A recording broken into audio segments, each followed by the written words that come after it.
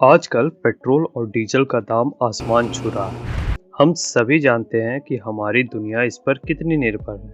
यदि इन पर लगाम ना लगाया जाए तो हम सभी पर इसका प्रत्यक्ष रूप से प्रभाव दिखाई देगा।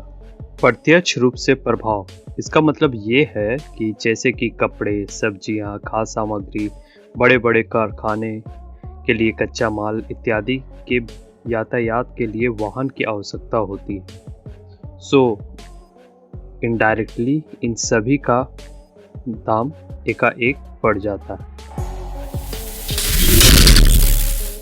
आज के इस वीडियो में हम जानेंगे कि पेट्रोल डीजल का दाम बढ़ने का कारण और इससे कैसे हमारे जीवन और हमारे पॉकेट को प्रभावित करेगा।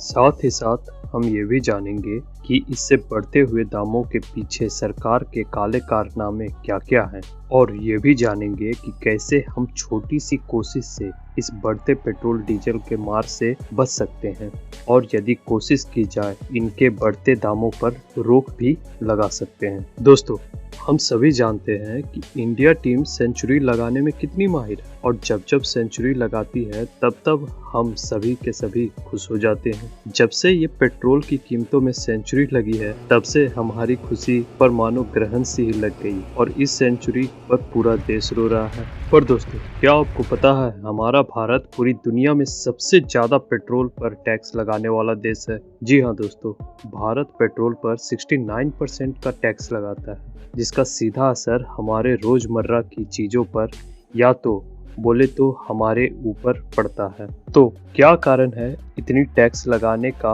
और क्यों पेट्रोल डीजल इतना महंगा हो रहा है? आइए देखते हैं। अक्सर हम सरकार को या जो हमारे देश के फाइनेंस मिनिस्टर हैं उनको पेट्रोल और डीजल के बढ़ते कीमतों पर ये भाषण देते सुनते जरूर होंगे कि इसके पीछे हमारी जिम्मेदारी नहीं है, हमने तो इंटरनेशनल क्रूड ऑयल के दामों के अकॉर्डिंग डायनेमिक किया हुआ है। मतलब ये है कि जो प्राकृतिक रूप से तेल प्राप्त होता है और इसकी कीमतें जो पूरे विश्व में चल रही है उसी के आधार पर घटता बढ़ता रहता है। यदि ऐसा ही है तो ये देश में क्या पेट्रोल की बारिश होती है?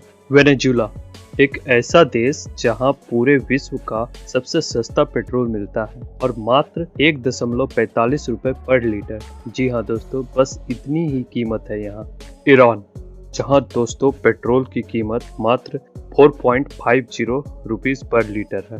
हमारा पड़ोसी देश जैसे भूटान, यहाँ 49.5 रुपए प्रति लीटर। नेपाल, यहाँ पेट्रोल की कीमत मात्र 69 रुपये पर लीटर है।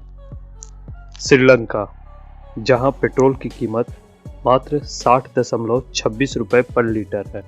सरकार तो ये भी कहती है कि हमारे यहाँ स्टेट एंड सेंट्रल टैक्स बहुत हाई है। मतलब यदि सेंट्रल कम भी कर देगा तो क्या स्टेट कम करेगा? लेकिन हमारा सवाल सरकार से यह है कि जिस राज्य में सेंट्रल स्टेट की सरकारें सेम है उसी राज्य का टैक्स कम से कम कर दिया जाए, जिससे सरकार के प्रति लोगों का सोचने का नज़रिया बदलेगा, और मे बी इन राज्यों को देखकर अदर स्टेट भी नकल करने लगे। हमारे देश में कुछ बुद्धिजीवी हैं जो ये भी कहते हैं कि हमारे देश की इकोनॉमिक पेट्रोल डीजल पर टिकी है। बट एक क्वेश्चन उनसे भी है, मीन्स जो आपके देश का है ही नहीं तो फिर इतना टैक्स उस पर क्यों, जिसका असर आम आदमी के जेब पर जाता हो। 2018 के रिपोर्ट के अकॉर्डिंग इंडिया 15 देशों को 34 रुपए में डीजल एंड 37 रुपए में पेट्रोल दे रहा था।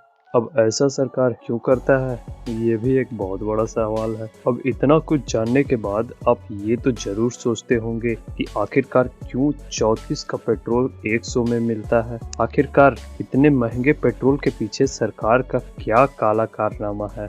ये सभी के सभी बातें हम इस वीडियो के नेक्स्ट पार्ट में जानेंगे। तब तक के लिए हमारे चैनल को लाइक, शेयर, सब्सक्राइब करके बेल आइकन की घंटी जरूर दबा दें ताकि हर अपडेट आपको सबसे पहले मिले।